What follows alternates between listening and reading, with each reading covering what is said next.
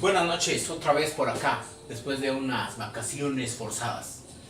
Vamos a resolver ahora un problema de física de la ley de Coulomb. El problema dice lo siguiente. Se tienen dos cargas, una de 6 microcoulombs positiva y la otra de menos 5 microcoulombs. Si están separadas 1.2 centímetros, ¿qué tipo de fuerza experimentan entre sí y cuál es su magnitud? Hay que recordar que la ley de Coulomb indica que la fuerza que hay de atracción o repulsión entre cargas depende de la constante de Coulomb. En este caso no me dicen cuál es el medio, vamos a suponer que es el vacío y que por lo tanto la constante K la vamos a tomar igual a 9 por 10 a la 9 Newton metro cuadrado sobre Coulomb cuadrado. Esta fórmula es análoga a la ley de la gravitación universal, solamente que ahora no hablamos de masas sino de cargas. La separación entre las cargas, la distancia de centro a centro de la carga, se consideran cargas puntuales como si fuera un punto que no tienen dimensiones. Y K es la constante de Coulomb que reemplaza a la constante de la gravitación universal, donde era G, M1, M2, entre R cuadrada.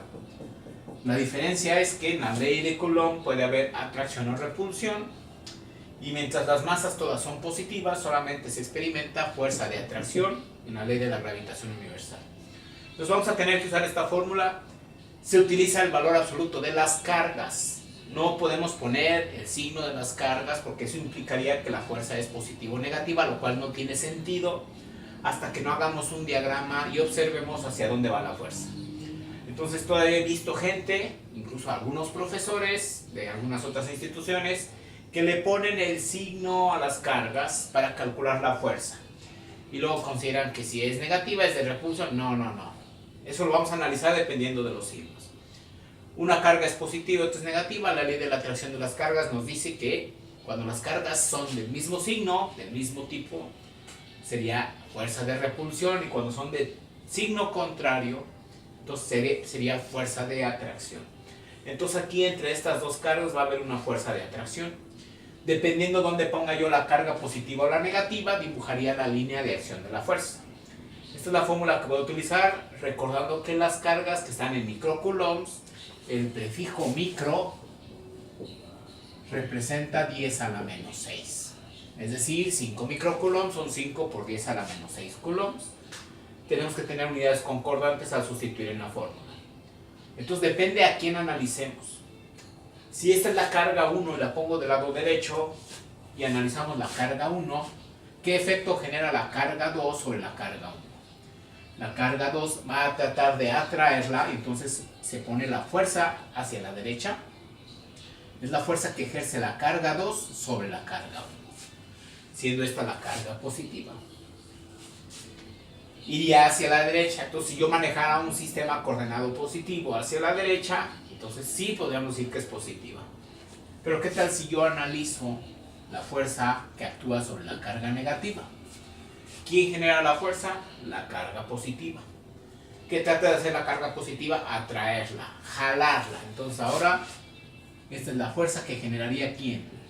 La fuerza que genera la carga 1 sobre la carga 2. Los prefijos son importantes porque el primer prefijo, el primer índice o subíndice indica quién la genere y el segundo sobre quién la genera. La genera la 2 sobre la 1, la genera la 1 sobre la 2 y se respeta la ley de la acción y la reacción. La fuerza que ejerce la 2 sobre la 1 es la misma que ejerce la 1 sobre la 2, pero en distintos sentidos. Misma dirección, digamos una a 0 grados y la otra a 180.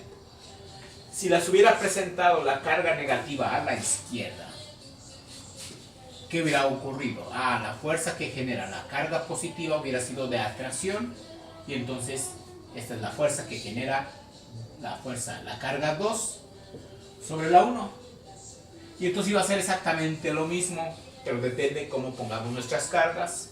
Ya cuando veamos problemas en 2 dimensiones iba a ser importante hacia dónde va para determinar las componentes en X o en Y. En este caso es muy simple, el problema es muy directo, vamos a calcular la fuerza. La constante K vale 9 por 10 a la 9 Newton metro cuadrado sobre Coulomb cuadrado. Vamos a multiplicar al valor absoluto de cada una de las cargas. La carga 1 podría ser la de 6 por 10 a la menos 6 coulombs Y la carga 2 vale 5 por 10 a la menos 6 coulombs. Se divide entre la separación que hay entre ellas. ¿Cuál es la separación? 1.2 centímetros. 1.2 centímetros tenemos que pasarlos a metros. Para quien tiene poca habilidad hay que recordar que aquí los centímetros se deben de pasar a metros, centímetros se deben eliminar, metros deben aparecer. 100 centímetros en el denominador equivale a 1 metro. Entonces dividiendo entre 100 se vuelve 0.012 metros. Y ese es el valor que entraría aquí elevado al cuadrado, 0.012 metros elevados al cuadrado. Cuando efectuemos nuestras operaciones nos va a llevar a lo siguiente. En el momento podemos no tener la calculadora a la mano, sabemos que 10 a la menos 6 y 10 a la menos 6 se están multiplicando y sería una suma de exponentes 10 a la menos 12. Por 10 a la 9 sería 10 a la menos 3. 5 por 6, 30 por 9, 3 por 9, 27. Sería 270 por 10 a la menos 3, o sea, 0.27. Vamos a hacerlo todos en la calculadora. 9 por 6 por 5. Esto es 270 por 10 a la menos 3. Por 1 exponente menos 3. Yo lo hice mentalmente entre 0.012 elevado al cuadrado. Entonces esto da 1875. 1875. ¿Qué unidades van a ser? Si observamos coulomb por coulomb son coulombs cuadrados que se van a simplificar con estos coulombs cuadrados. Estos metros al elevarse al cuadrado se vuelven metros cuadrados que se van a eliminar. Entonces la fuerza es de 1875 newtons. ¿Qué tipo de fuerza es? Es de atracción. ¿Por qué? Porque son cargas de signo contrario. La 1 atrae a la 2 y la 2 atrae a la 1. Entonces las pude haber puesto una arriba y otra abajo. Y entonces las fuerzas siguen verticales. Los puedo poner inclinadas. Y entonces las fuerzas van inclinadas. Entonces no es válido poner signos.